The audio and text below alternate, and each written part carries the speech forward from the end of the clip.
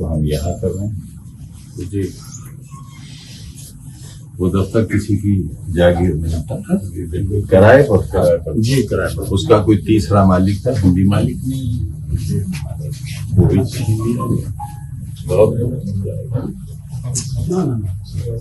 सिर्फ इसलिए कि वो एक सर छुपाने की जगह, 4 लोगों के बैठने की जगह थी।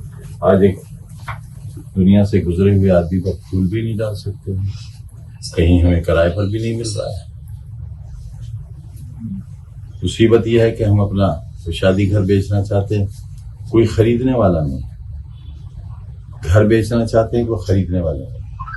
वो कहते हैं साहब आपका घर खरीद कर, आपका उस खरीद कर मुसीबत में थोड़ी आएंगे, मार डालेंगे हमें सरकार और इंतजामिया वाले। क्या करें, हम तो जहर भी खरीदने जाए तो जहर भी नहीं मिलेगा। बहुत भारी मन से भाई, बहुत भारी मन से।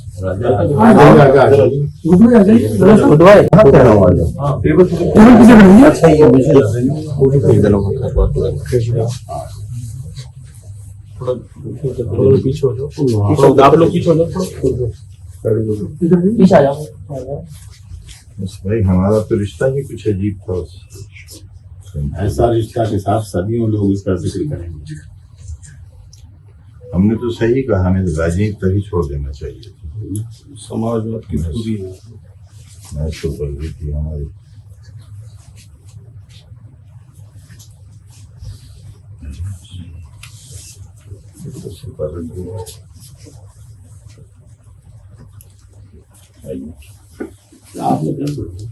ना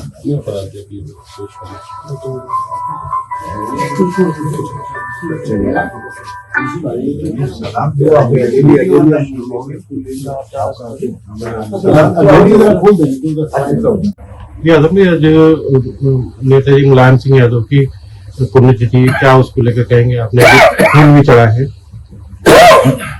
दिखावे के लिए तो मुझे सैफ ही जाना चाहिए, लेकिन जिंदगी का वो रुख भी नहीं रहा। यहाँ अहबाब ने, देशी वगैरह दोस्तों ने गिराए भी थी, चौहान साहब ने गिराए भी कि मुझे सैफ ही जाना चाहिए। लेकिन यह ऑफिस भी छीन लिया गया, किराए की इमारत थी, जो मालिक था उसको भी हमारी वजह से नुकसान हुआ। किराए पर कोई दफ्तर देने के लिए तैयार न हुआ, तो अपनी बैठक में ही, गरीब बैठक में रस्म अदा की है, उससे सिवा कुछ नहीं किया है। और मेरा दिल चाहता था कि उसी शहर में जहां यहाँ के लोगों पर ऐतिहासिक जुल्म ढाए गए, वहां मैं रहूं।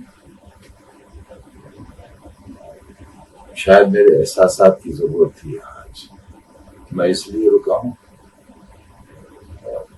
तो मेरा ताल्लुक रिश्ता था, जग जाहिर है, उसको कहने की जरूरत। तो मुलायम सिंह की कभी क्या महसूस करते हैं, जो मौजूदा हालात है, जो राजनीति का जिस स्तर पे राजनीति इस वक्त है? शायद वो जाने क्यों थे। क्या मुलायम सिंह की आप कमी महसूस करते हैं, जो मौजूदा स्तर की राजनीति है और जिस तरह से आपने और मुलायम सिंह ने और राजनीति की थी उस समय की राजनीति में, राजनीति में? देखिए, उसके लिए तो मातम करने से कुछ हासिल नहीं होगा। जो गुजर गया वो वापस नहीं आता। अब नई पारी खेलने की जरूरत है, नई बिसात बिछाने की जरूरत है, और वो उनके जानशीनों को, ना उनकी औलाद को ही नहीं, बल्कि जो उनके राजनीतिक जानशीन, उनकी भी ये जिम्मेदारी है कि वो विरासत जो उन्होंने हासिल की है, और जो बहुत कुछ फैजियात भी हुए हैं उस विरासत में, वो अपनी फैजियाबी का कुछ हिस्सा समाजवादी पार्टी पर खर्च करेंगे, पार्टी पर। पैसा ही नहीं, वक्त भी लगाना। भी जा रहे हैं प्रदूषण ज्यादा, बहुत शिकायत। आवाज नहीं खुली है मेरे साथ हाथ बुझे इलाहाबाद वाले बच्चे को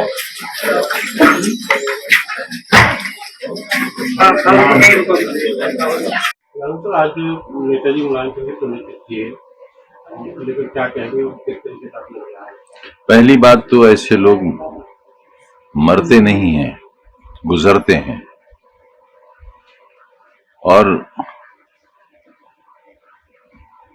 ये दुश्मन भी जानते हैं, उनके राजनीतिक दुश्मन, विरोधी। अब राजनीति में विरोध नहीं होता, कटुता होती है, दुश्मनी होती है और बेवजह बेगुनाहों से इंतकाम लिए जाते हैं। ये मिजाज नहीं था उनका। हमें तो ये याद है कि जनता दरबार में एक शख्स ने चाकू से हमला किया और जख्मी हुए नेताजी। पुलिस नहीं बुलाई, मीडिया नहीं बुलाया, उसे बुलाया जिसने हमला किया था और उसे माफ कर दिया। है कोई दूसरी मिसाल? तो ये थी सहनशीलता की इंतहा। सहनशीलता की इंतहा ये थी कि एक ऐसे शख्स ने जिसे उन्होंने जमीन से अर्श तक पहुंचाया, मैं नाम नहीं लूंगा, जिला नहीं बताऊंगा, लेकिन पूरब के एक जिले के साहब थे, बार बार टिकट देकर विधायक बनाया। वो किसी बात पर नाराज हो गए। मैं भी हर चुनाव में उनके लिए जाता रहा। वो किसी बात पर नाराज हो गए और स्टेज पर नेताजी की तस्वीर रखकर उसकी वो तौहीन की जो मैं तस्करे में नहीं ला सकता। 13वीं मनाई, खाना खिलाया तमाम लोगों को सभा में जो बुलाए गए थे।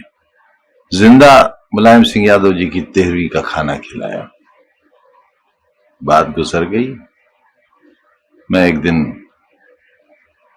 लखनऊ में था और मिलने चला गया तो देखा ड्राइंग रूम में तन्हा उसे लिए बैठे हैं और उसके आगे फल भी रखे हैं और पकौड़ियां बहुत खाते थे वो भी रखी हैं, उसकी खातिर पूरे हैं।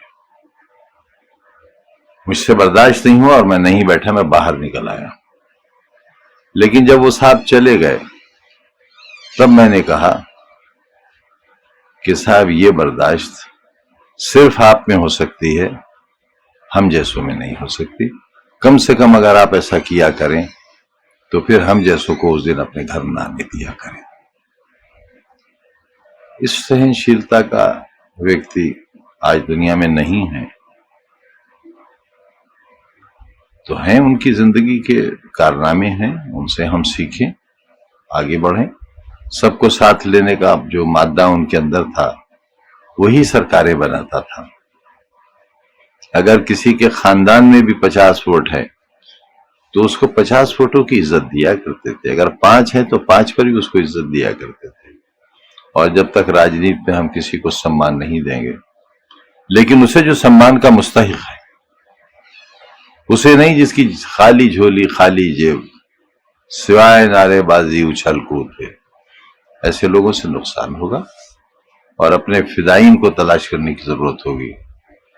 वही हमारे काम आएंगे और वही इस दौर को बदलने में भी कामयाब। तभी असल समाजवाद